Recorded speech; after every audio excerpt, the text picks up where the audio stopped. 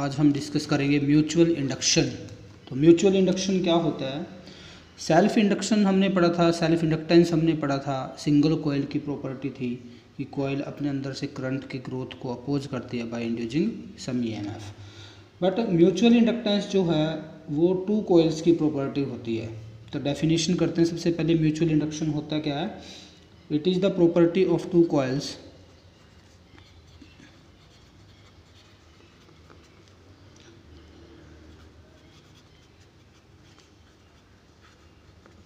दो कॉइल्स की ये प्रॉपर्टी है by virtue of which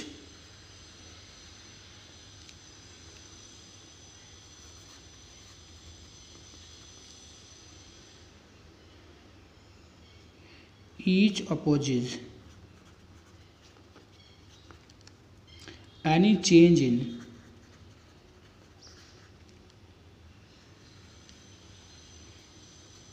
in the strength of current flowing through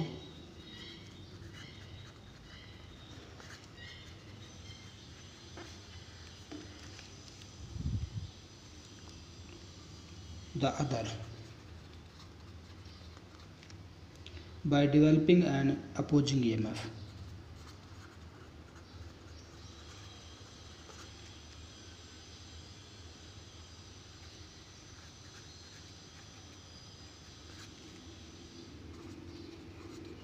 meaning क्या? ये दो कॉइल्स की प्रॉपर्टी है। अगर हम दो कॉइल लेते हैं और एक में से हम करंट को चेंज करते हैं तो दूसरी कॉइल के अंदर जो है ईएमएफ जो है वो क्या हो जाएगी? इंड्यूस हो जाएगी, जो कि फर्स्ट के अंदर करंट के ग्रोथ को या करंट के डिके को क्या करेगी? अपोज करेगी। तो दो कॉइल्स की इस प्रॉपर्टी को बोलते हैं म्यूचुअल इंडक्शन। इस प्रॉपर्टी को हम क्या बोलेंगे? Mutual induction. अगर हम दो कॉइल्स लेते हैं, सपोज करो एक कॉइल हमारी ये कॉइल का नाम रख देते हैं पी, इसके क्रॉस हम एक बैटरी लगा देते हैं और एक की लगा देते हैं, और दूसरी कॉइल हम यहाँ पे सपोज करते हैं ये अनदर कॉइल हमारे पास है जिसके क्रॉस हम एक गैल्वेनोमीटर लगाते हैं जी। कॉइल का नाम रख देते हैं एस। तो जैसे ही हम यहाँ पे क्या करेंगे? करंट पास करेंगे आई, यानी कि की लगाएंगे, पी कॉइल की जो है की को ऑन करेंगे और करंट इसमें से पास करेंगे, तो इसका मैग्नेटिक फील्ड जो है, अब देखो इसका अपना मैग्नेटिक फील्ड होगा और वो मैग्नेटिक फील्ड किसके साथ लिंक करेगा? जो इसकी नियर बाई कॉइल है उसके साथ ये मैग्नेटिक फील्ड जो है इसका लिंक करेगा।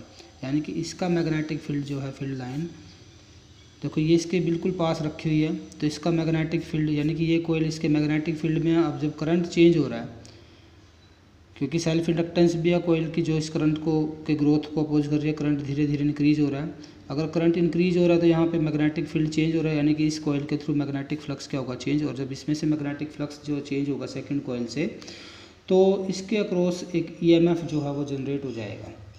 ठीक है, तो यहाँ पर हमें यही फाइंड आउट करना है, और जो करंट की जो डायरेक्शन आएगी वो हमें लेंज लॉ से हम निकाल सकते हैं। तो यहाँ पे कोफिशिएंट ऑफ म्यूचुअल इंडक्टेंस हम दोनों कॉइल्स का फाइंड आउट करेंगे। तो क्या फाइंड आउट करेंगे? Coefficient of mutual inductance.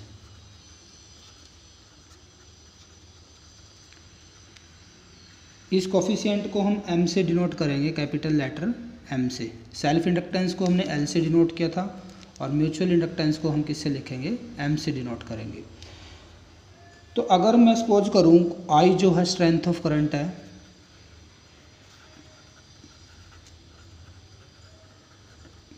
कौन सी कॉइल के अंदर है?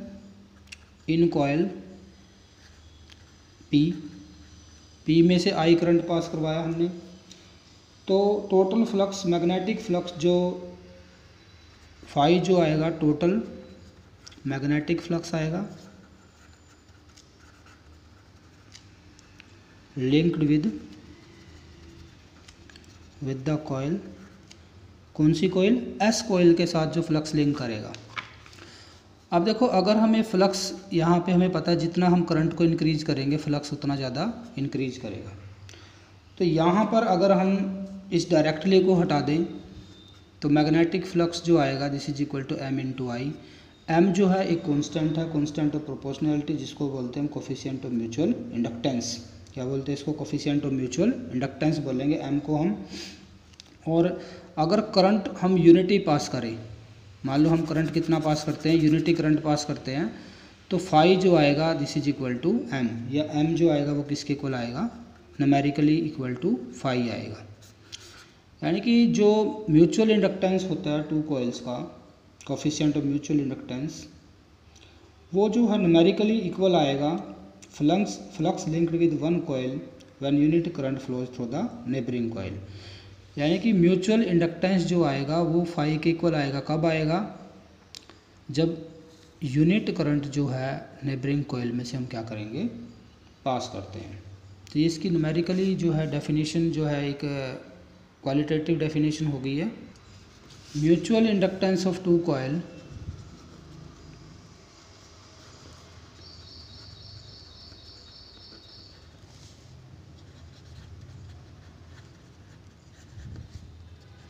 is numerically equal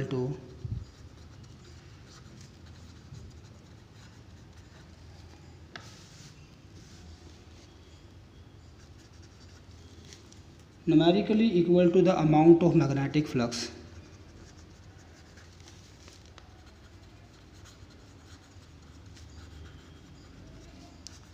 linked with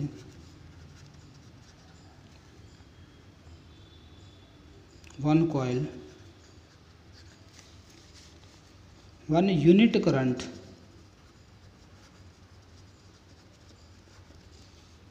flows through the neighboring coil।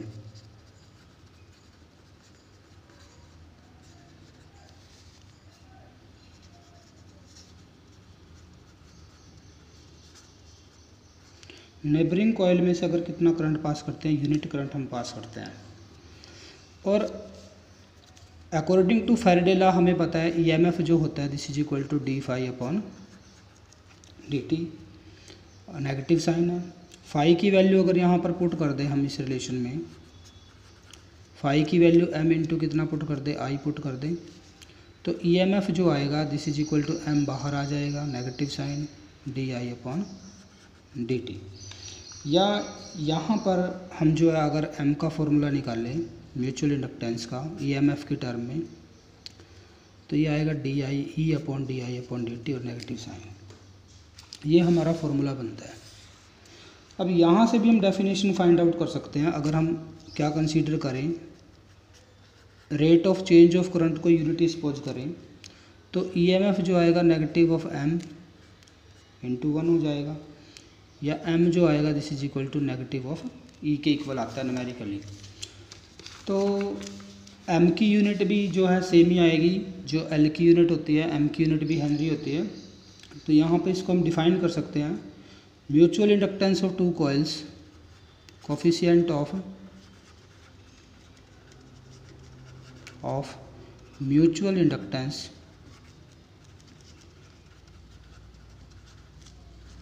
of two coils is equal to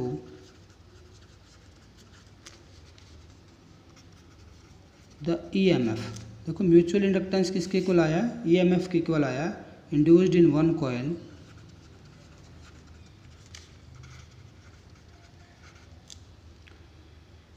when a current change of कितना करंट चेंज हो रहा है? 1 यूनिट लगा देंगे एम्पियर पर सेकेंड। तो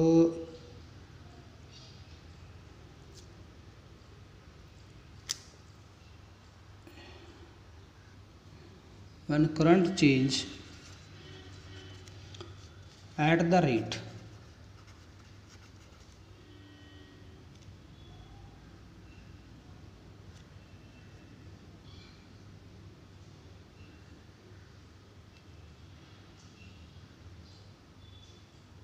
of unity,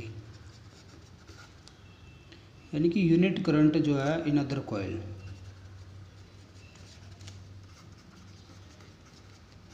near by coil में से अगर rate of change of current कितना है? यूनिटी है, तो म्यूचुअल इंडक्टेंस जो आएगा वो किसके इक्वल आएगा, ईएमएफ के इक्वल आएगा। ये हमारी अनदर डेफिनेशन हो गई है म्यूचुअल इंडक्टेंस की। अब यूनिट की बात करते हैं। म्यूचुअल इंडक्टेंस की जो यूनिट आएगी, unit of mutual inductance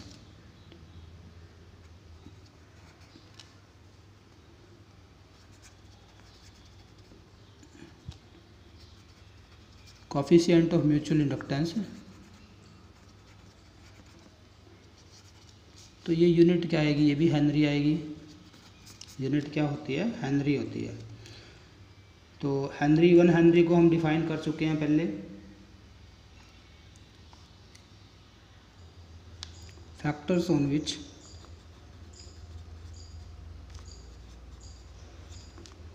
coefficient of mutual inductance M depends. तो कौन कौन से फैक्टर हैं, सबसे पहले geometry of the coils of two coils. Coils की ज्योमेट्री पे डिपेंड करेगा, उनके साइज़ पे डिपेंड करेगा, शेप पे डिपेंड करेगा, नंबर ऑफ टर्न्स पे डिपेंड करेगा, nature of material of coils पे जो है ये डिपेंड करेगा। दूसरा डिपेंड करेगा distance between two coils.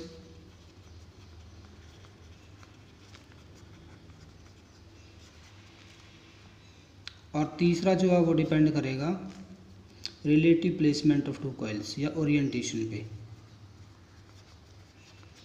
Orientation of the two coils. दो कॉइल्स को किस तरह से ओरिएंटेशन, किस तरह से रखा गया एक दूसरे के पास, उस फैक्टर पर भी ये डिपेंड करता है। तो नेक्स्ट आर्टिकल हम करते हैं म्यूचुअल इंडक्टेंस निकालते हैं दो कोएक्सियल सोलेनोइड। कोएक्सियल क्या होते हैं, जिनकी एक्सिस कॉमन होती है। तो सबसे पहले क्या कंसीडर करते हैं, दो सोलेनोइड लेते हैं हम और दोनों को एक ही एक्सिस के ऊपर जो है वाउंड करवाते हैं। एक सोलेनोइड हमारा ये S1, ये मान लिया हमने क्या हमारा सोलेनोइड है S1, और एक सोलेनोइड और जिसको हम इसी के ऊपर से जो है एक्सिस को कॉमन रखना है, ये हमारा दूसरा सोलेनोइड, इसी के ऊपर हमने इसकी टर्न्स को वाउंड कर दिया, कोएक्सियल बना दिया दोनों को। नीचे वाला जो है S2 सोलेनोइड है। अब हम ये कंसीडर करते हैं N1 जो है टोटल नंबर ऑफ टर्न्स हैं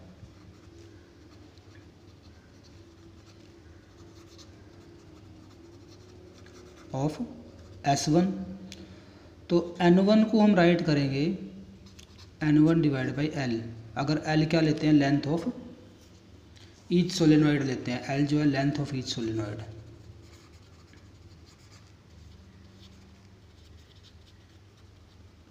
तो N1 क्या आ जाएगा, number of turns per unit length आ जाएगा फर्स्ट सोलेनोइड की।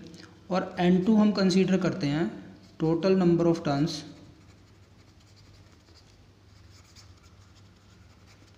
Of S2 solenoid.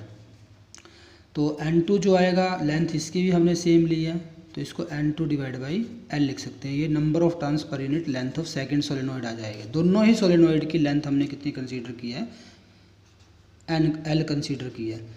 और A जो है हम सपोज करते हैं इसका area of cross section. A क्या है, area of cross section of each solenoid. हर एक सोलेनोइड का एरिया सेम लिया दोनों का हमने। तो सबसे पहले अगर हम करंट पास करवाते हैं, मान लो सेकंड में से हम करंट पास करवाते हैं I2 करंट, सेकंड सोलेनोइड से हम करंट पास करवाते हैं कितना, I2। और M12 जो है, this is coefficient of mutual inductance,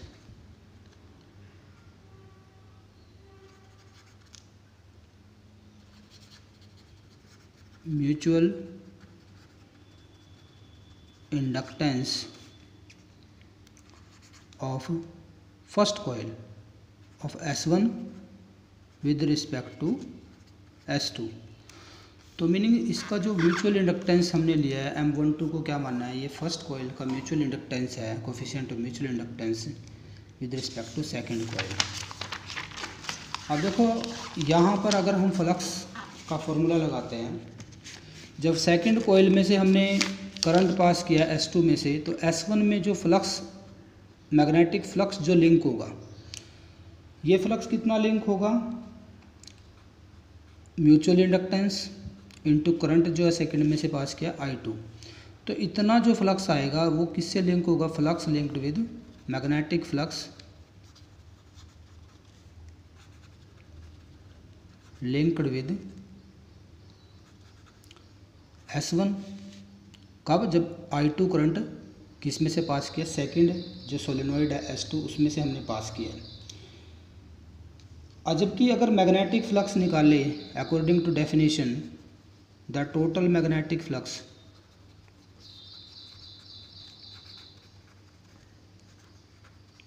linked with S1 जिसकी नंबर ऑफ टर्न्स टोटल कितनी है n है, तो वो कितना आएगा 5 इज इक्वल टू, देखो ये जो फर्स्ट कंडक्टर है ये किसके मैग्नेटिक फील्ड में रखा है, सेकंड के मैग्नेटिक फील्ड में रखा हुआ है।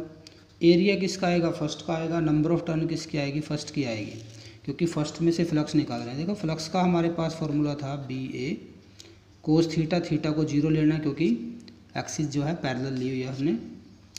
और n नंबर ऑफ टर्न्स अगर आती है हमारी तो टोटल फ्लक्स के लिए हम ये फॉर्मूला यूज़ करते हैं। अब मैग्नेटिक फील्ड किसका, क्योंकि करंट सेकंड में से पास किया तो सेकंड का मैग्नेटिक फील्ड है।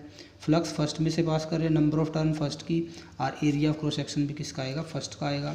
तो एरिया तो हमने इक्वली लिया हुआ है, तो 5 जो आएगा दिस इज इक्वल टू, अब सोलेनोइड की वजह से जो मैग्नेटिक फील्ड होता है उसका फॉर्मूला भी पता है हमें, B2 जो आएगा magnetic field mu naught n into I, ये फॉर्मूला होता है। करंट किस में से है, सेकंड में से है, तो I2 करंट है, नंबर ऑफ टर्न किसकी है, सेकंड की है, तो ये N2 हो जाएगा। यानी कि B2 को हम राइट कर सकते हैं म्यू नॉट, और अगर इसको हम N2 को लिखे N2 डिवाइड बाई L, ऐसे राइट कर सकते हैं हम इसको, number of turns per unit length I2। तो ये वैल्यू यहाँ पे पुट कर देते हैं, तो ये हो जाएगा mu naught N2 divide by L I2, यहाँ आ जाएगा A1 और साथ में क्या आएगा N1।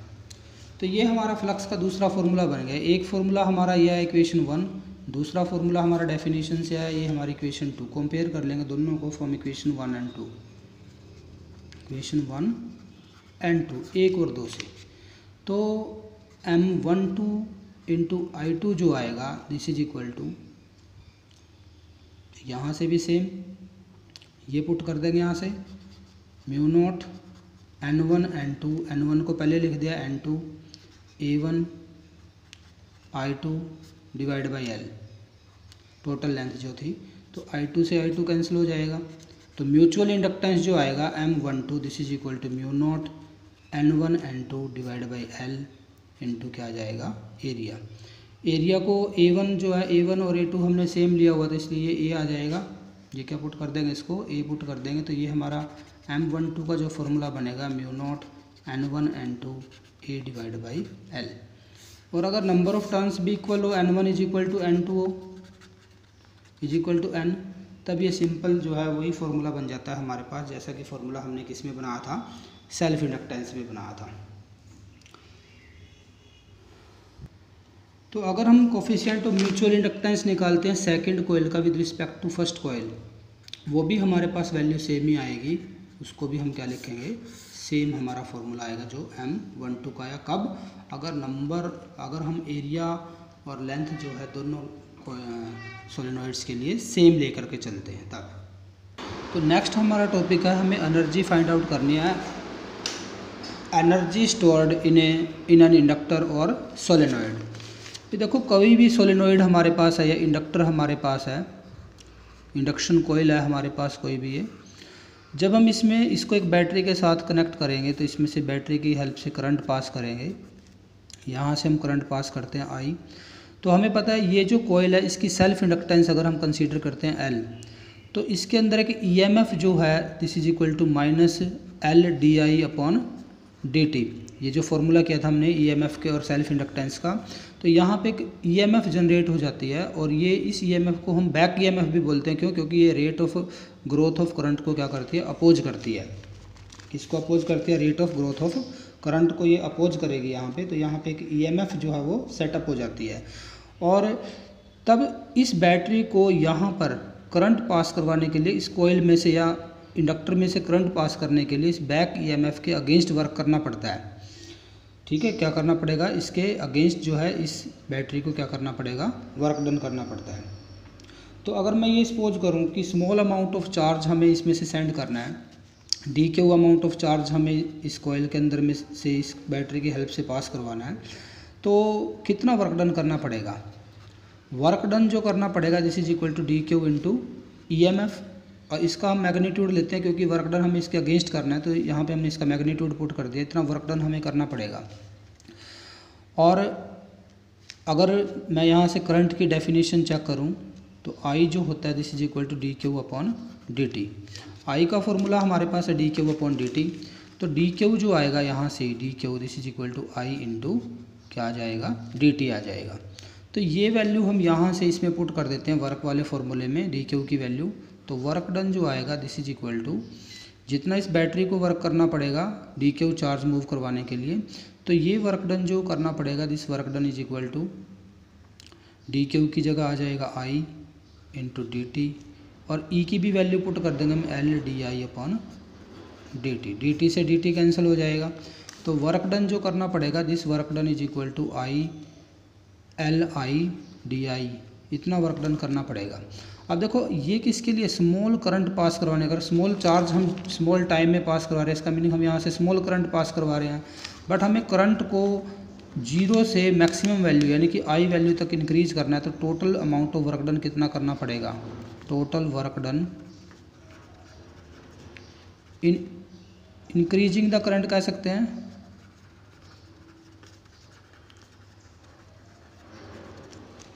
करंट को इंक्रीज करना है हमें, कहाँ से इंक्रीज करना है? 0 to maximum value, from 0 to I naught लिख देता हूँ मैक्सिमम वैल्यू को। तो टोटल वर्क डन जो आएगा ये वर्क डन आएगा हमारा L I d I, integration कर देंगे हम इसका, आई इज इक्वल टू 0 से लेके आई तक। तो एल तो कांस्टेंट है, आई का इंटीग्रेशन होगा, आई का इंटीग्रेशन क्या आ जाएगा? आई स्क्वायर डिवाइड बाई 2, और लिमिट लगा देंगे 0 से लेके आई नोट। तो यानी कि ये जो वर्क डन आएगा ये वर्क डन आएगा हमारा 1/2 बाहर आ जाएगा एल और आई नोट स्क्वायर। इतना वर्क जो है इस बैटरी को, ये जो बैटरी लगी है इसको करना पड़ेगा इसके अंदर से करंट को 0 से मैक्सिमम यानी कि आई तक, आई नोट तक इंक्रीज करने के लिए। और ये वर्क जो है यहाँ पे स्टोर हो जाएगा इस इंडक्टर के अंदर या सोलेनोइड के अंदर in term of its energy. कौन सी एनर्जी? मैग्नेटिक एनर्जी की फॉर्म में जो है ये स्टोर हो जाएगा, तो इसको हम लिखेंगे मैग्नेटिक एनर्जी। तो ये जो मैग्नेटिक एनर्जी आएगी यू एम लिख देते हैं, मैग्नेटिक एनर्जी आएगी हमारी 1/2 एल इंटू आई स्क्वायर। तो हमारा जो यहाँ पे ये जो ईएमएफ थी इसको हमने बैक ईएमएफ बोला है। क्यों बोला है बैक ईएमएफ? क्योंकि ये करंट के ग्रोथ को या करंट के डीके को क्या करेगी? अपोज करती है इसलिए। और साथ ही अगर हम इस इक्वेशन को कंपेयर करते हैं काइनेटिक एनर्जी मैकेनिक्स के अंदर जो थी एम वी स्क्वायर, ठीक है, यहाँ पे हम इसको कंपेयर करते हैं तो ये जो एल है एल एम के एनालॉग में यूज किया है, ठीक है, यानी कि जो सेल्फ इंडक्टेंस है ये वही काम करेगा जो लीनियर मोशन के अंदर या काइनेमेटिक्स के अंदर जो काम कौन करता है? मास करता है। यानी कि इसको एल को हम बोलेंगे मास जो है इनर्शिया का काम करता है। मैकेनिक्स में एम किसका काम करता है? इनर्शिया का। तो एल जो है वो किसका काम करेगा? इनर्शिया ऑफ इलेक्ट्रिसिटी बोलते हैं एल को, हम क्या बोलेंगे? Inertia of electricity. तो ये हमारी एनर्जी आ जाएगी 1/2 एल इंटू आई स्क्वायर। अब इसी एनर्जी को हम जो है अनदर फॉर्म में राइट करेंगे, सोलेनोइड के लिए फाइंड आउट करेंगे। तो अब हम निकालते हैं एनर्जी डेंसिटी ऑफ सोलेनोइड।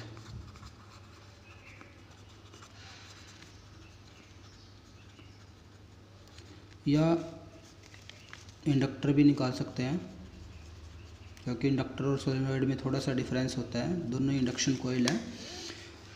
तो अगर हमें एनर्जी डेंसिटी निकालनी है सोलेनोइड की तो एनर्जी डेंसिटी क्या होगी? Energy stored per unit volume.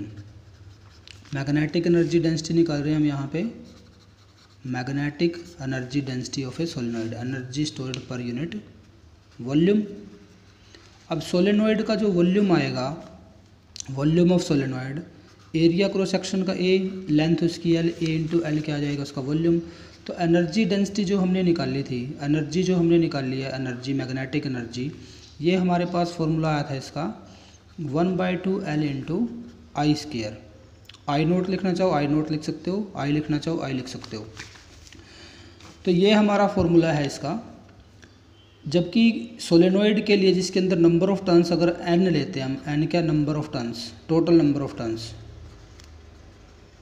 Solenoid की टोटल टर्न्स है, और एल उसकी लेंथ है, और ए हमने क्या लिया एरिया ऑफ क्रॉस सेक्शन। तो हमारा जो मैग्नेटिक फील्ड सोलेनोइड की वजह से आता है mu naught N divide by l into I आता है। तो यहाँ से आई निकाल लेंगे तो आई आएगा B divide by mu naught, N divide में आ जाएगा और एल मल्टीप्लाई में आ जाएगा। और जबकि सेल्फ इंडक्टेंस हमने सोलेनोइड का निकाला है म्यू नॉट एन स्क्वायर